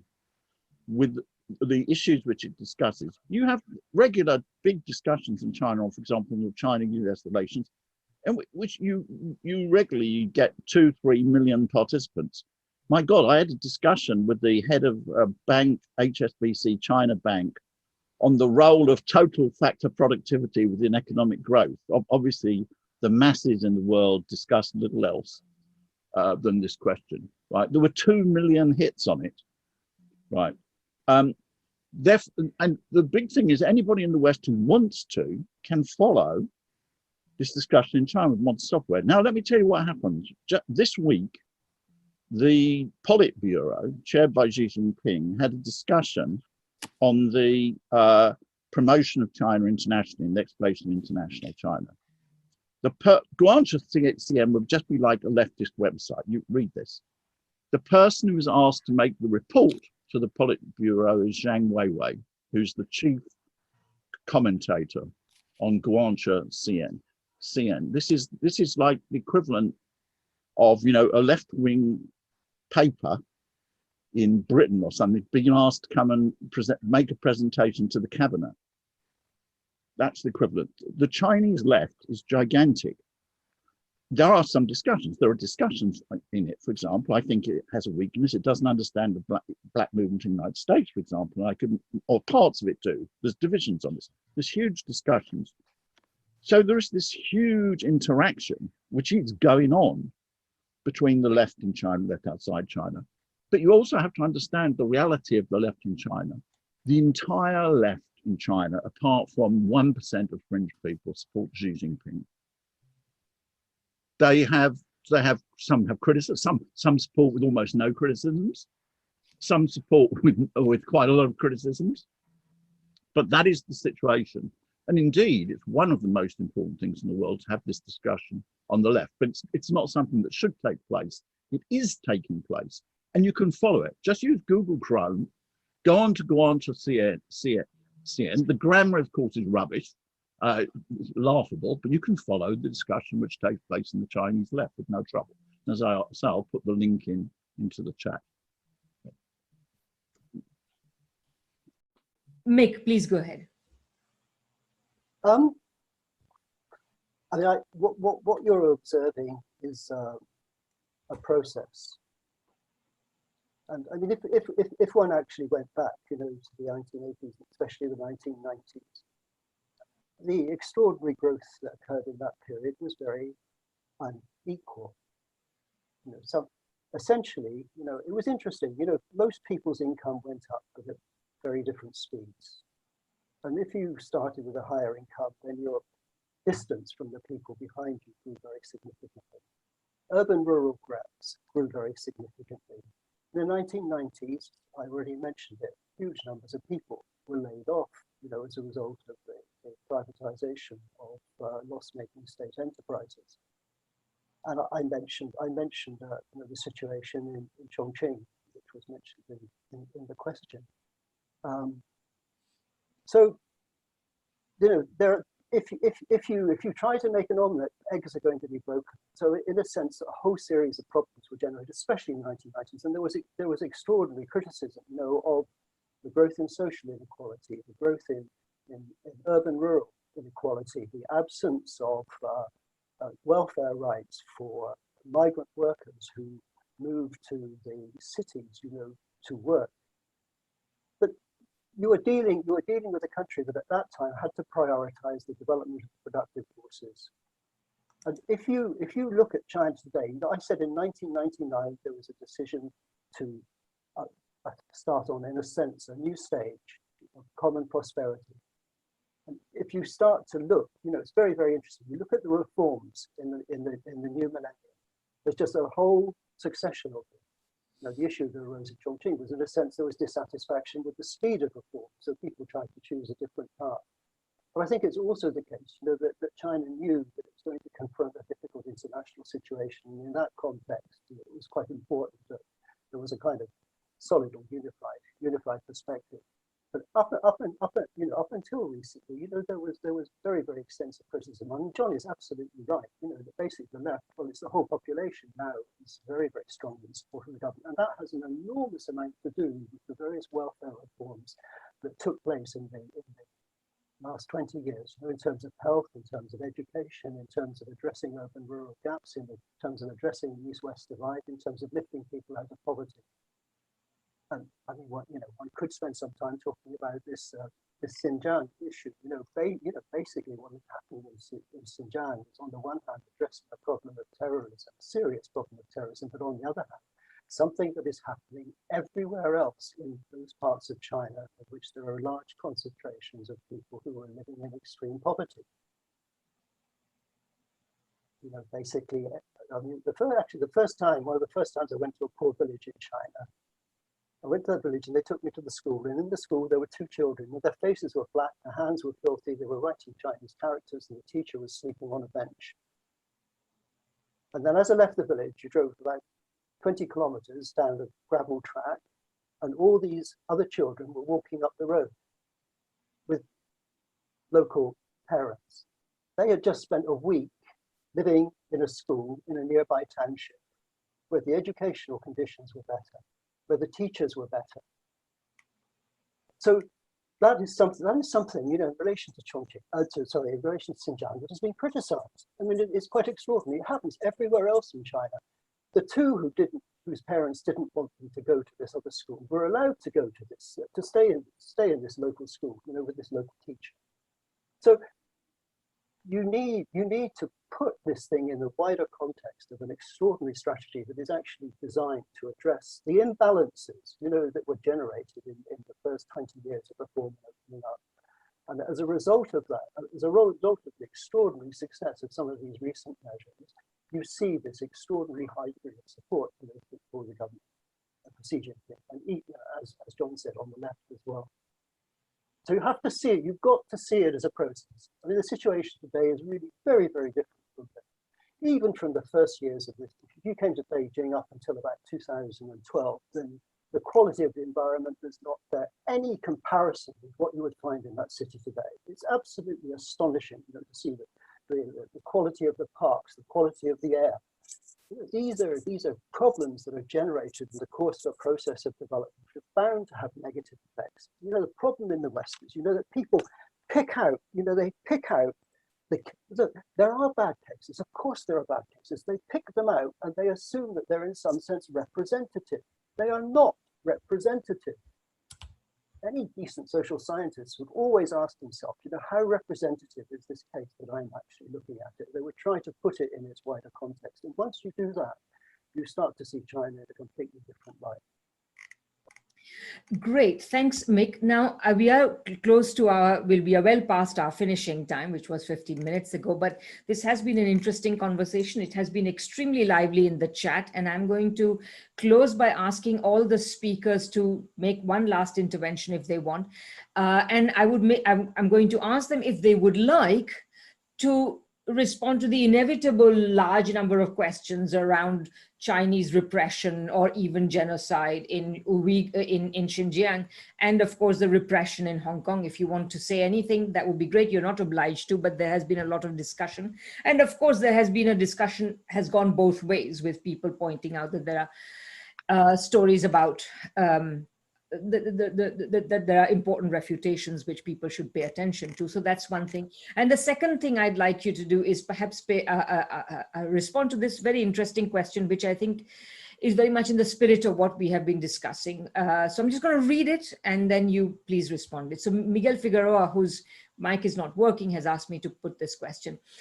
In the late 1990s and early 2000s, social polarization and disparities and criminal actions of some of the private, mostly foreign employers, often with collusion of local corrupt officials, led to a large increase in unauthorized job actions and strikes. In 2004 alone, there were some 5,000 spontaneous strikes.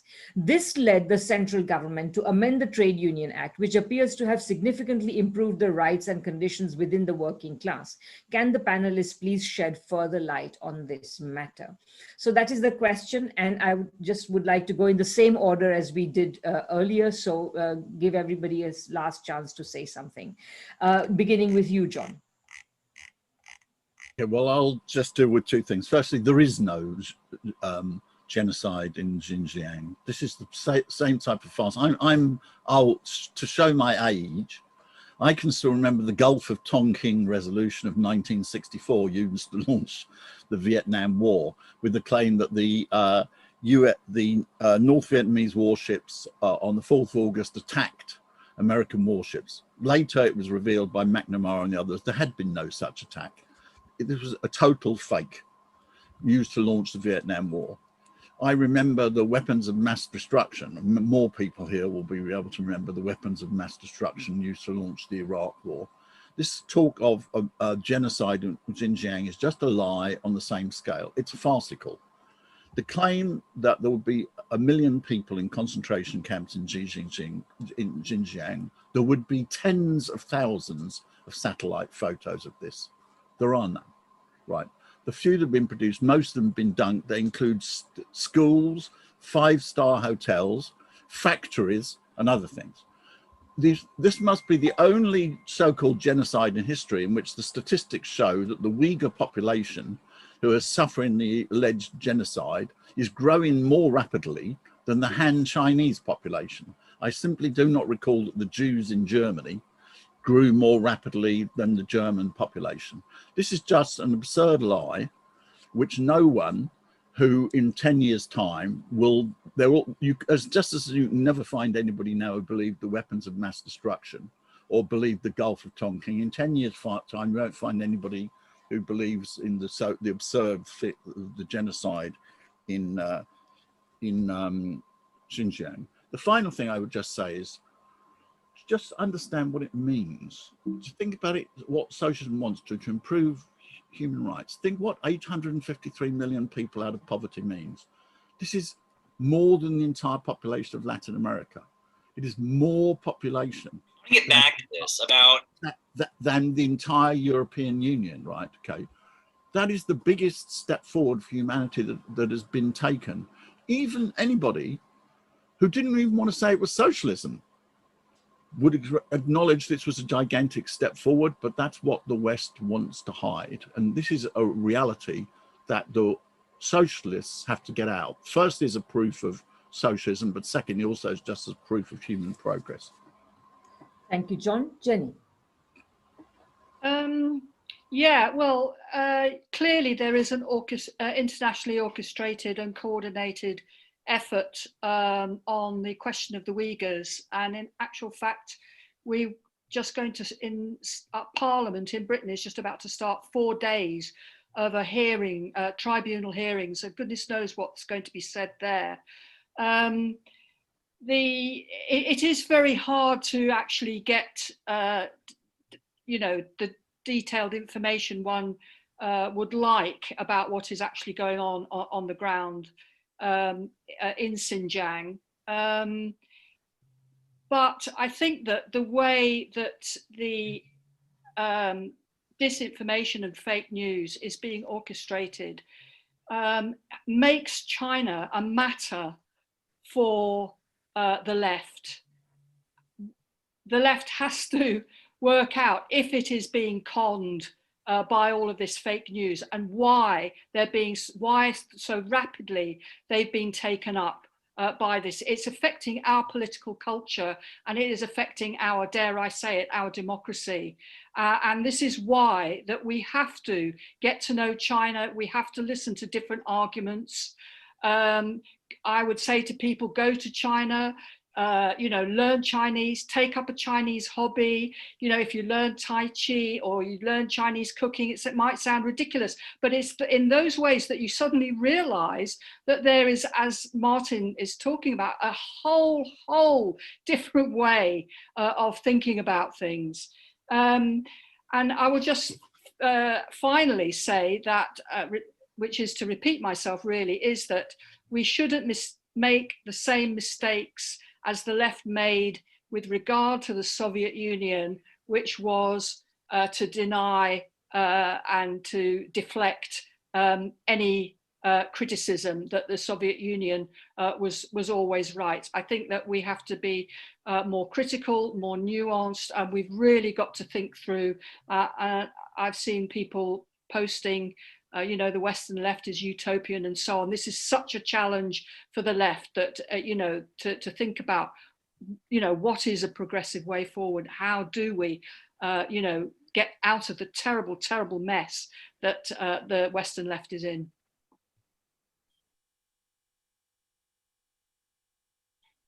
Thank you, Jenny. And I guess, Mick, you are next. Okay, just, I mean, two remarks. I mean, I think one thing that's extraordinarily striking about China is the extent to which the Chinese government, other organizations, seek to basically engage in forms of consultation. I mean, there are large numbers of experiments, and when these experiments are conducted, they are analyzed in extraordinary detail. And then, in the light of that detail, attempts are made to adjust them to deal with problems that emerge.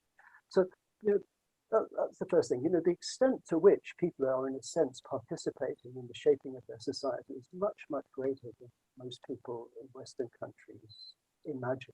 Far, far greater. I think the real, you know, well, the real difference, you know, of course, is this conflict, you know, between the United States and China. It's not a conflict between China and the United States. It's a conflict that the United States wants with China. And I mean, the United States sought to use economic instruments, and in a sense, those attempts have actually not proved at all successful. And in many ways, you know, the United States is more dependent on China than China is on the United States. And in the face of technology embargoes, China has actually shown that it actually has the capacity to start to develop these technologies itself. So the United States now is to a significant extent relying on basically an attempt to demonize China. You know, what you see is an attempt systematically to demonize this country on a whole series of fronts. And it does so, you know, by taking often quite atypical issues and trying to say that they, in a sense, represent the entirety of the situation. I'm just thinking about Xinjiang. I mean, clearly, in Xinjiang, there are groups of people who have been influenced by kind of takfir ideologies who are, you know, very critical, who do, you know, want to secede, but they are a tiny minority. In fact, most of them are outside the country. You should come and have a look. If you came and have a look, you would find an enormous gulf between the kind of discourse that you see in the media and the reality that you actually confront on the ground. And I think, you know, one could actually also discuss the Hong Kong situation in a similar way. I mean, Hong Kong, you know, there were serious problems. You know, there are actually social problems to do with the availability of housing, to do with wages, to do with employment. But many of those problems were actually a consequence of the arrangements that were actually put in place in order to meet the desire of Britain to preserve a liberal market system. And it included entrenching the rights of property owners who were then able to obstruct any attempt, you know, to construct affordable housing. But Beijing was absolutely furious, you know, with the administration in Hong Kong that it didn't address that issue and is now starting to address that issue. So what I, in a sense, am trying to say is that there are many problems.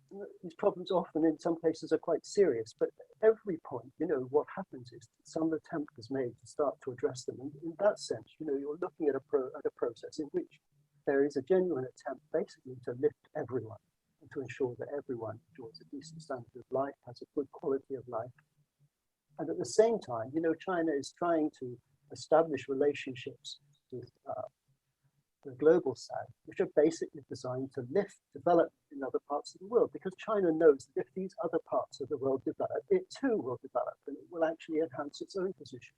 So, you know, so I then find it very, very hard, you know, to understand why people on the left can actually join in this criticism of China. I mean, just look, you know, at the transformation of the quality of life of its own people, and then think about how it wants to create a world in which one does the same thing in Africa. One does this, the same thing happens. Obviously, they have to choose their own course. The same thing happens in India. The same thing. Just look at China's proposals in relation to the Middle East. Again, it's aimed at A, addressing conflict, B, settling disputes, C, that's part of the world assuming its own control over its own destiny, and then promoting development to address livelihood issues. I mean, these things are so vital that I find it very, very strange that so many parts of the left are actually critical of China. And I think, you know, they're asking the wrong questions. I'll make one final remark, which someone made in the meeting recently, and that is that in the past, a journalist, I think, asked Mao Zedong, you know, is what you are doing brainwashing? And Mao replied, he said, yes, you know, brainwashing is exactly what we are doing. He said, when I joined the revolution, I was brainwashed several times, you know, because they changed course. They had to learn from their experience. They changed their views about what they needed to do. And he said, in the past, I was also brainwashed by bourgeois ideas. And I was also, to some extent, brainwashed by feudal ideas. So I think, you know, I honestly think that there's a serious problem, something Martin talked about very well. There's a serious problem about looking at China through Western lenses. If you look at it through Western lenses, I simply think you will not understand it. And to start to understand it, it's very important that more people come here and see what is happening, because I think many of you would be very, very surprised. Thanks very much, Mick. And since Professor Schriebing is regrettably, I think very regrettably not here, I can just imagine what would have happened if she had been here. I think the conversation would have been even livelier. But finally, I will give the last word to Martin. Please go ahead, Martin, if you would like to address any of these points. Yeah, well, you offered us a menu of 3 points, and I'll respond to 2 of them. One is Xinjiang, and the other is Hong Kong. Well, on Xinjiang, well, let's be honest, we don't really know much about it. Any of us, actually. I assume no one's lived in Xinjiang. I've been to Urumqi. I spent a week in Urumqi once, the capital of Xinjiang. Could you please speak closer to the mic, Martin? Yeah, okay. Yeah, I thought a soft tone now because it's very late at night, so I didn't want to wake up anyone in London. Oh, sorry. I think that the idea of a genocide is, you know, absurd. This is absolutely ridiculous proposition, which no serious evidence has been produced. So I think that I would dismiss that immediately. But let's go at it from a different angle. Are there problems in Xinjiang? Well, yeah, I think there are serious problems in Xinjiang. When I was in Urumqi, which is a modern, you know, glass and steel Chinese city, and I walking around, and it was, you know, normal. And then you go around a corner, and there'd be an armed vehicle with special police, and this was not uncommon. This was about 5 years ago. And that told me, I'll tell you what it reminded me of. It reminded me, to be honest with you, of my visits to Belfast in the 1970s. There's clearly a terrorist problem of some considerable significance in Urumqi. And I don't think it's just a tiny minority of people because they need, you know, you can't sustain that without some support in the community of some kind. That's the way it works. And there's no reason why one should assume it should work differently in China in this case. So I think this has been going on a long time. This is not a new problem. It goes back decades. And there's a very strong feeling amongst a section of the Uyghur, Turkic people, that they shouldn't be part of China. I think it's a minoritarian. I don't know how small a minority, but it's definitely a minoritarian position. And a section of them are willing to pursue their aims by violence. If you remember, I think it was in 2009, there was a pogrom in Urumqi, where over 200 mainly Han people were killed. It was a bit similar to what happened in Malaysia in 1969 between Malays and Chinese. So I think there is a serious problem, and the Chinese have been wrestling with how to deal with it. It's different. It's not the same as Tibet. Tibet doesn't have a separatist problem, but Urumqi, but Xinjiang does have a separatist problem. It's not a problem of lack of development, because actually a growth rate in Xinjiang has been one of the highest in China over the last 10 years. But one of the difficulties is that the peoples have lived very differently and have got very different traditions. The Han urban people, the Uyghurs live historically are a pastoral people, a nomadic people, and they tend to live in the countryside. Remember, Xinjiang is a vast territory, 1/6 of the size of China. So I think we have to go about this trying to, in a sort of analytical fashion to try and make sense of it. And I do take Jenny's point, and I do think it's important that we shouldn't sort of gloss over these things and end up defending things which later in the day, if we'd known more, we wouldn't have done that. I think we need to be, we need to be open-minded about these kind of questions. And I think, anyway, that's all I'll say for now about Xinjiang. The Chinese got a difficult problem to handle and very tough for them. On Hong Kong, I mean, I think I lived in Hong Kong from 1998 to 2001. I know Hong Kong well. I think that looking back on it, China did make some mistakes after the handover. I think that they didn't tackle two underlying problems that they faced as a result of the British legacy. The first was that Hong Kong is not, as the West, like the Heritage Foundation and people like that trying to pretend, a highly competitive liberal economy. It is not. It's an oligopolistic economy, as so many colonies were. And this was the inheritance that they had. So the guys who, the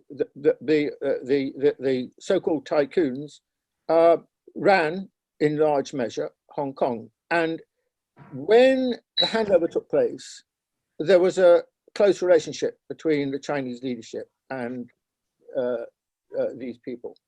And I think that that was storing up a problem for the future. And ultimately, it was a problem, because what happened was that the economy for most ordinary people, most young people, was unreformed and was uncompetitive, and the land supply was largely controlled by the tycoons.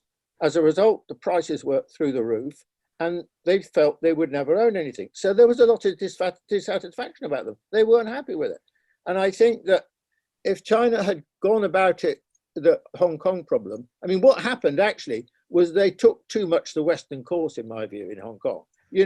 Keep it as it is, the status quo, preserve British values. These indeed are British colonial values. And they didn't tackle these kind of problems. And it stored up a problem which eventually bit them badly in Hong Kong.